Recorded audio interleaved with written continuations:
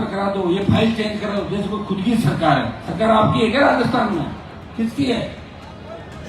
भजनलाल जी की सरकार है। तो भजनलाल मेरे साथ थोड़ी है। तो न पेपर लीक होगा और न भ्रष्टाचार होगा, हर आदमी खुशहाल होगा।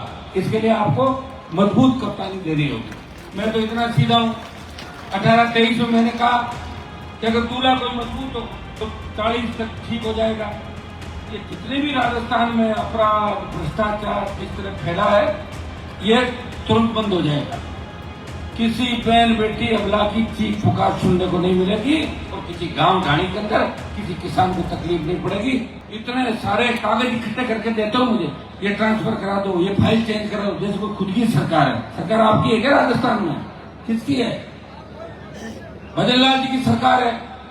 तो भजनलाल मेरे साथ थोड़ी है। वो तो सब ज्यादा चिढ़ते ही मेरे से, देखना नहीं चाहते मुझे। कांग्रेस वालों को तो गले लगाते हैं कि कांग्रेस मेरे भाई है, मैं हनुमान जी को ठीक करूंगा, भजनलाल जी कहते हैं। और कांग्रेस भी कहती है कि हनुमान का इलाज करेंगे, भाजपा और हम तो रात को मिल लेंगे। ये स्थिति राजस्थान की। भाइयों, तुम मेरी चिंता करो, और ये चिंता बार बार करने का समय नहीं होता है। 28 लाख चिंता है, 28 में अगर आपने चिंता कर ली तो 40 तक ठीक हो जाएगा। ये जितने भी राजस्थान में अपराध भ्रष्टाचार इस तरह फैला है, ये तुरंत बंद हो जाएगा।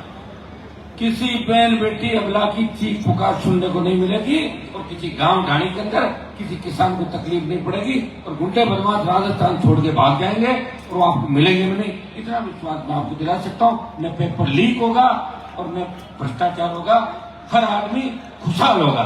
इसके लिए आपको मजबूत कप्तानी देनी होगी। मैं तो इतना सीधा हूं, 18-23 में मैंने कहा कि अगर दूल्हा कोई मजबूत हो, मैं बाराती बन जाऊंगा, मैं दुल्हन नहीं बनूंगा। और मुझे दूल्हा मजबूत मिला ही नहीं, मैं क्या कर सकता हूँ बताओ? जिसको भी दूल्हा ढूंढे वो मजबूत नहीं, वो तो दूल्हा खुद ही दूर सड़क जाते थे। ये मैंने कांग्रेस पार्टी दूसरी पार्टियों के अंदर देखा था। तो भाइयों, इस पीड़ा को समझो।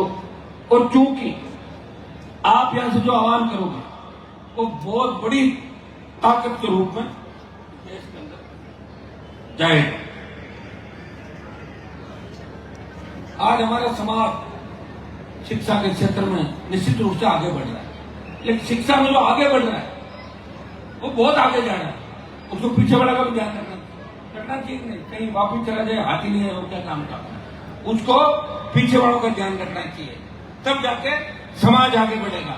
और समाज का मतलब आप समझिए, जिस गांव में हम रहते हैं उस गांव में शेड्यूल कास्ट के लोग भी रहते हैं, उस गांव में ओबीसी के लोग भी रहते हैं। पुराने जमाने के अंदर भी अगर किसी के पैर में कांटा भी चुभ जाता, हमारे लोग उसकी मदद करते थे। कोई परिपाटी हमें अपनानी होगी, उन लोगों को गले लगाना होगा, क्योंकि लोकतंत्र में वोट से सरकार बनती है। और एक बार अगर राजस्थान में आपने अपनी सरकार बना ली और एक बार सत्ता का आनंद ले लिया, फिर आप सत्ता नहीं छोड़ोगे। इतना मैं आपको विश्वास दिलाता हूं। अभी आपने सत्ता का आनंद ही नहीं लिया। अब जो लड़ाई लड़ रहे हो 2 नंबर 3 नंबर 4 नंबर, मैं 52 से लेके 2025 तक देख रहा था। आपका तो गृह मंत्री नहीं बना सही, औकात ही गृह मंत्री बना क्या कोई अपना? तो फिर 2 नंबर का 3 4 पे बैठे हो सारे।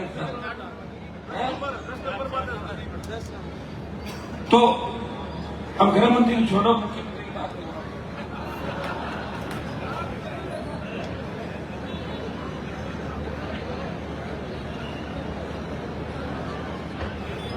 समाज के अंदर बहुत खुशी होती है, नौजवान के अंदर जोश होना चाहिए। ये जो हरियाणा के गाने बजते हैं, यूपी दिल्ली के गाने बजते हैं जाटों के, उन गानों पर देश के तमाम जातियां थिरकती है, इनको पसंद है। मराठे भी हमें पसंद करता है, पटेल भी करता है, हमें हर जाति पसंद करती है। और हम भाई है, सबके लड़ाके हैं, मजबूत है, मार्शल है। आपस में संगठित रहना। अगर 5 मिनट कोई बात हो भी जाए तो 15 मिनट बाद वापिस बैठ के सोचना है तो मामला गड़बड़ तो नहीं हो रहा है, एक जगह बैठ जाना है। तो ये बात अगर कर लोगे तो मेरे हिसाब से ठीक है। हमने सबको दिया है, सबको देने वाले लोग हैं। हमारे समाज ने त्याग समर्पण देश की रक्षा करते हुए सबसे ज्यादा साधक की। लेकिन दुर्भाग्य से इतिहास में इन चीजों का वर्णन कम है। इतिहास को तोड़ मरोड़ कर पेश किया गया, हमें बहुत कमजोर दिखाया गया, और जहां आवश्यकता थी हमारा जिक्र नहीं किया गया। भाइयों, आज देश के बड़े बड़े महानगरों में महाराज सूर्यमंदिर की मूर्तियां नहीं मिलेगी आपने, है क्या? नहीं देखी क्या आपने? चेन्नई, मुंबई, बेंगलोर, हैदराबाद देखी क्या आपने? तो सूरजमल जी की जो लड़ाइयां हैं उनका इतिहास है।